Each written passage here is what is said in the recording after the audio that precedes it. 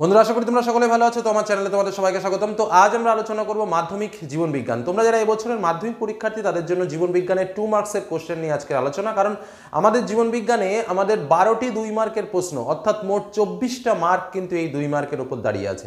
এবং আমাদের জীবন বিজ্ঞানে মোট 5টা চ্যাপ্টার, এই 5টা চ্যাপ্টার থেকেই কিন্তু আমাদের এই 12টা প্রশ্ন লিখতে হবে। তো এই প্রশ্নগুলোকে যদি আমরা একটু ভালো করে প্রিপারেশনে রাখি তাহলে কিন্তু আমরা একদম হুবহু কমন পেতে পারি। আজ তোমাদের জন্য স্পেশালি এই প্রশ্নগুলো শেয়ার করতে চলেছি, যে প্রশ্নগুলো পড়লে হুবহু তোমরা এখান থেকে পরীক্ষার হলে কমন পাবে।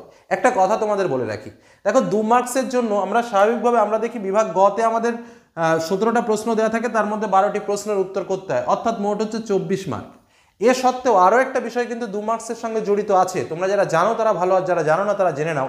যেটা হচ্ছে আমাদের 5 মার্কের যে প্রশ্নগুলো আছে সেটা কিন্তু ডাইরেক্ট 5 মার্কের প্রশ্ন, একমাত্র ওই যেটা চিত্র স্বাভাবিকভাবে সেখানেও কিন্তু স্পেস থাকে 3+2। বাদবাকি মোট যে 6টা প্রশ্ন ওখানে রয়েছে 5 মার্কের, প্রত্যেকটা প্রশ্নেই কিন্তু বেশিরভাগ 3+2 এইভাবে কিন্তু ভাগ হয়। এবং সেখানে দেখবে সেখানেও 2 মার্কের প্রশ্ন একটা করে কিন্তু আমরা পাই। তো আজকে আমরা যে প্রশ্নগুলো তোমাদের সামনে শেয়ার করতে চলেছি, বা যে প্রশ্নগুলো আলোচনা করতে চলেছি, বা যে প্রশ্নগুলো তোমাদের সামনে আজকে তুলে ধরবো, মনে রাখবে এই প্রশ্নগুলো ভালো করে যদি তুমি রেডি করতে পারো, এই যে 2 মার্কের প্রশ্ন রয়েছে সেটা তো কমন পাবেই, তার সঙ্গে 5 মার্কের যে প্রশ্নগুলো লেজুর আকারে আসে 3+2 রূপে, সেই 2 মার্কের প্রশ্নগুলোও কিন্তু তোমরা কমন পেতে চলেছ। বোঝা গেল? আর একটা কথা জানিয়ে রাখা ভালো, এই যে 2+3 মার্কের প্রশ্ন আমাদের পরীক্ষাতে আসে 5 মার্কে, 2 মার্কের কিছু কিছু প্রশ্ন রয়েছে যে প্রশ্নগুলো 3 মার্কেও আসতে পারে, আবার 3 মার্কের কিছু কিছু প্রশ্ন রয়েছে যেটা এই 2 মার্কেও আসতে পারে। তো সেই ধরনের প্রশ্নগুলোও কিন্তু আমি এখানে নোটস করে দিয়েছি, যে কারণে আজকের সাজেশন তোমাদের জন্য একদম মোস্ট ইম্পর্টেন্ট কোশ্চেন সংকলন হতে চলেছে। যে প্রশ্নগুলো ভালো করে রেডি করলে 100% কমন 2 মার্কসের হিসেবে তো পাবেই পাবে। এমনকি এই যেটা আমি বললাম 5 মার্কের প্রশ্নের সঙ্গে যে জয়েন্ট আকারে যে প্রশ্নগুলো আসে সেই প্রশ্নগুলোর মধ্যেও কিন্তু কমন পাবে। তার আগে বলবো, যারা এখনো চ্যানেলকে সাবস্ক্রাইব করেনি অবশ্যই সাবস্ক্রাইব করে নাও। ইতিমধ্যে তোমাদের জন্য বিভিন্ন সাবজেক্টের স্পেশাল সাজেশন শেয়ার করেছি। আজ জীবন বিজ্ঞান থেকে 2 মার্কের প্রশ্ন অধ্যায় ভিত্তিকভাবে শেয়ার করছি। প্রত্যেকটা প্রশ্ন নিজের ভালোর জন্য ভালো করে পড়ে রেখো, কারণ এই প্রশ্নগুলোর মধ্যে থেকেই তোমরা হুবহু পরীক্ষাতে কমন পেতে চলেছ, এটুকু বলে রাখলাম। চলো দেখে নেওয়া যাক ইম্পর্টেন্ট প্রশ্নগুলো কি কি রয়েছে। বন্ধুরা, তাহলে আমরা পরপর প্রশ্নগুলো একটু দেখে নিই। তো প্রথমেই যেটা আমরা আসবো, যে আমাদের এই সাজেশন তৈরি করেছেন কিন্তু উচ্চ মাধ্যমিক স্কুলের শিক্ষক সুব্রত দা। তো তাকে অসংখ্য ধন্যবাদ এই সাজেশন তোমাদের জন্য তুলে ধরার জন্য, এবং যিনি জীবন বিজ্ঞানের একজন খুব স্বনামধন্য শিক্ষক। তো চলো আমরা প্রশ্নগুলো দেখে নিই। প্রথম প্রশ্ন যেটা হচ্ছে জীবজগতের নিয়ন্ত্রণ ও সমন্বয়, এই চ্যাপ্টার থেকে প্রথম অধ্যায় আমাদের, যেখান থেকে যে প্রশ্নগুলো 2 মার্কের জন্য আসতে পারে। প্রথম প্রশ্ন, ফটোট্যাকটিক চলন কাকে বলে, উদাহরণ দাও। ট্রফিক ও ন্যাস্টিক চলনের মধ্যে পার্থক্য লেখো। ট্রফিক চলন নিয়ন্ত্রণে অক্সিন হরমোনের ভূমিকা আলোচনা করো। উদাহরণের সাহায্যে হরমোনের ফিডব্যাক নিয়ন্ত্রণের ব্যাখ্যা দাও। রক্ত শর্করা নিয়ন্ত্রণে ইনসুলিন ও গ্লুকাগনের ভূমিকা আলোচনা করো। অ্যাড্রেনালিনকে আপৎকালীন হরমোন বলা হয় কেন? লোকাল ও ট্রফিক হরমোনের পার্থক্য লেখো। অন্তঃক্ষরা ও বহিঃক্ষরা গ্রন্থির পার্থক্য লেখো। জন্মগত ও অর্জিত প্রতিবর্ত ক্রিয়া কাকে বলে, উদাহরণের সাহায্যে বুঝিয়ে দাও। প্রতিবর্ত পথের অংশগুলি লেখো। দ্বিনেত্র দৃষ্টি ও একনেত্র দৃষ্টির পার্থক্য লেখো। প্রকরণ চলনকে রসস্ফীতিজনিত চলন বলার কারণ কি? পজিটিভ ও নেগেটিভ জিওট্রপিক চলনের পার্থক্য কি? একটি ইন্ডোল ও একটি নন ইন্ডোল অক্সিনের নাম লেখো। হরমোনের দ্বৈত ক্রিয়া বলতে কী বোঝো? হাইপোথ্যালামাসকে প্রভু গ্রন্থি বলা হয় কেন? হাইপোথাইরয়েডিজম ও হাইপারথাইরয়েডিজম কি? স্নায়ুগ্রন্থি বা গ্যালিয়ন কি? নিউরোট্রান্সমিটার কি? নিউরো হরমোন কি? সিএসএফ এর কাজ লেখো। মেনিনজেস কটি স্তর নিয়ে গঠিত? আমরা রাত্রে বস্তুর আকার ও বর্ণ বুঝতে না পারার কারণ কি? দর্শনে আইরিশের গুরুত্ব উল্লেখ করো। প্রথম অধ্যায় থেকে এই প্রশ্নগুলো। তবে একটা কথা যেটা তোমাদের জানিয়ে রাখি, কিছু কিছু প্রশ্নের সঙ্গে দেখবে এরকম স্টার মার্ক করা রয়েছে, যে প্রশ্নগুলো কিন্তু ভেরি ভেরি ইম্পর্টেন্ট। ঠিক আছে, প্রত্যেকটা প্রশ্ন ইম্পর্টেন্ট, তার মধ্যে স্টার মার্কসের যে প্রশ্নগুলো রয়েছে সেগুলো কিন্তু ভেরি ভেরি ইম্পর্টেন্ট। নেক্সট অধ্যায়ে আমরা চলে আসবো জীবনের প্রভাবানতা থেকে ইম্পর্টেন্ট প্রশ্ন। প্রথম প্রশ্ন, বয়ঃসন্ধিকালে কী কী মানসিক পরিবর্তন ঘটে? আরএনএ কত প্রকার ও কী কী, প্রত্যেকটির সংজ্ঞা লেখো। নন জেনেটিক ও জেনেটিক আরএনএর পার্থক্য লেখো। ডিএনএ এর পিরিমিডিনের সঙ্গে আরএনএ এর পিরিমিডিনের পার্থক্য কী? হিস্টোন প্রোটিন কত প্রকার ও কী কী? মেটাসেন্ট্রিক ও সাবমেটাসেন্ট্রিক ক্রোমোজোম অথবা টেলোসেন্ট্রিক ও অ্যাক্রোসেন্ট্রিক ক্রোমোজোমের চিত্রসহ পার্থক্য লেখো। মিওসিস কোষ বিভাজনকে হ্রাস ও মাইটোসিস কোষ বিভাজনকে সদৃশ্য বিভাজন বলা হয় কেন? ক্রসিং ওভার কি চিত্রসহ বর্ণনা করো। মাইক্রোপ্রোপাগেশন কি উদাহরণ দিয়ে বুঝিয়ে দাও। বৃদ্ধির দশাগুলি লেখো। দ্বিনিষেক কাকে বলে? স্বপরাগযোগ ও ইতর পরাগযোগের পার্থক্য কী?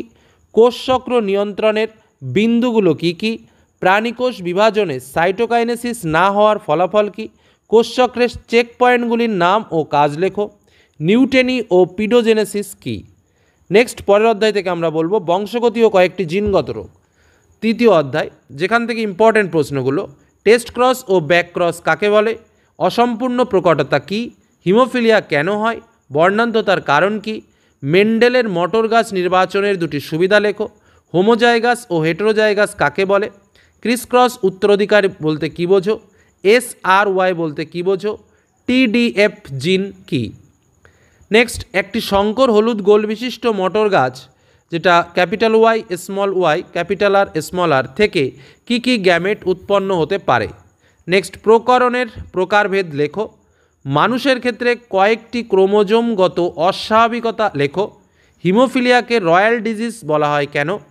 কোন কোন ক্রোমোজোমের কারণে থ্যালাসেমিয়া রোগের সৃষ্টি হয়? রক্ততঞ্চনের জন্য প্রয়োজন হয় কটি ফ্যাক্টর?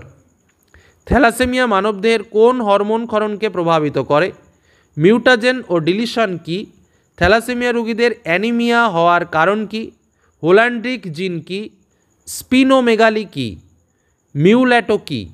পরবর্তী চ্যাপ্টার, যেটা 4 নম্বর চ্যাপ্টার, অভিব্যক্তি ও অভিযোজন। এখান থেকে ইম্পর্টেন্ট প্রশ্নগুলো বলি। উটের আরবিসি এর বৈশিষ্ট্যগুলো কী কী? ক্যাকটাসের দুটি অভিযোজন উল্লেখ করো। নিষ্ক্রিয় অঙ্গ কাকে বলে উদাহরণ দাও। রুই মাছের পটকার গুরুত্ব কী? পায়রার বায়ুথলি কেন দরকার হয়? সমসত্ব সমবৃত্তীয় অঙ্গের পার্থক্য লেখো। অভিব্যক্তিতে জীবাশ্মের ভূমিকা কী? অভিসারী ও অপসারী অভিযোজনের পার্থক্য দাও।